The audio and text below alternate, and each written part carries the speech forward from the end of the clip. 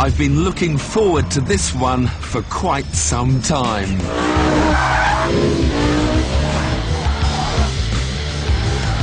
BMW's new flagship, the M6.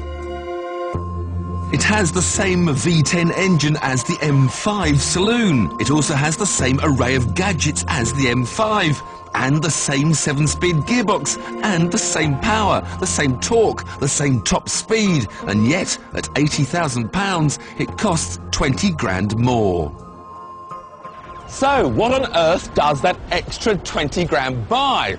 Well, obviously, you get 2 less doors for starters. It's a bit lighter thanks to this carbon fibre roof, and it's a whole 0.1 of a second faster to 62. A big waste of money then. Well, driving it may change my opinion, but first I have to set it up. Basically, all the major dynamics of the car can be customised to suit your mood of the moment. Now, most of this can be done when you're driving along by pressing individual buttons, one which jumps the power from a standard 400 bhp to 507, others that do traction control and comfort settings of the suspension. But the best button of all is this little M button, into which you can preset all your favourite settings for when you want to head off across country or get out onto a racetrack. To do this, I first have to fire up the lusty V10. And now use a little bit of voice recognition. M drive. M drive. Thank you. First up, traction control, of which there are actually 3 choices, on, off, or the M dynamic mode, which is sort of allows a bit of sliding, but I'll just have it off. Then there's power. Again, 3 choices, 400, 500, or 500 with sport, which is a sharper throttle activation and also harsher engine mapping for real ultimate on-track performance. So obviously we have that. The head-up display, which I always like on, especially that M view, which has the rev counter in different colours to show when it's flashing to change up, and it shows the actual gear you're in and the speed. EDC, that's the comfort, normal or sport suspension setting, obviously sport there.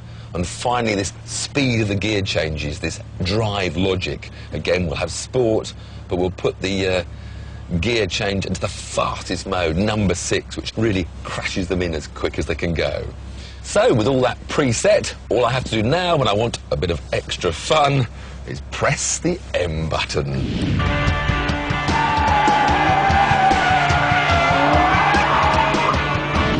To me, the engine under this bonnet is nothing less than a work of art. It's a 5-litre V10, which, thanks to Grand Prix technology, can rev to 8,250 RPM. And to make it even better, the maximum torque is right up at over 6,000 revs. And this performance is just incredible, with only 400 horsepower. And then you start thinking, there's another 107 available at the press of a button.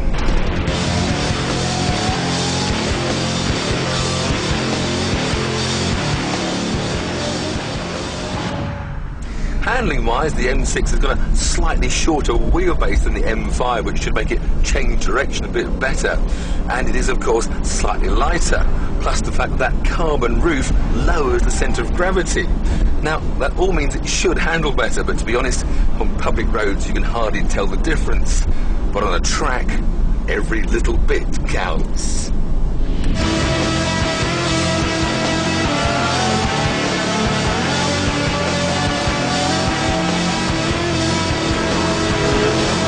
As to whether or not it's a true GT, a Grand Tourer, well, it certainly ticks the boxes in most places. Like most coupes, it's not a true adult 4-seater, but there's plenty of room in the back for short journeys. I do miss those clever M5 seats with the bolsters that automatically pushed into when you went round a corner, but I can hardly complain about anything else. I do like this head-up display, which I'm beginning to get used to. It's always got your speed up there if you want it, and with that little button you get your revs as well.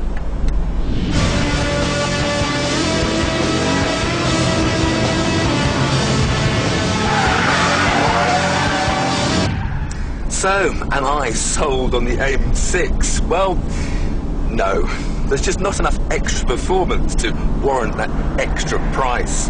However, there will be far less M6s around than M5s, so it's sure to appeal to those who want a bit more exclusivity. Me, I'd just rather be one of the M5 boys.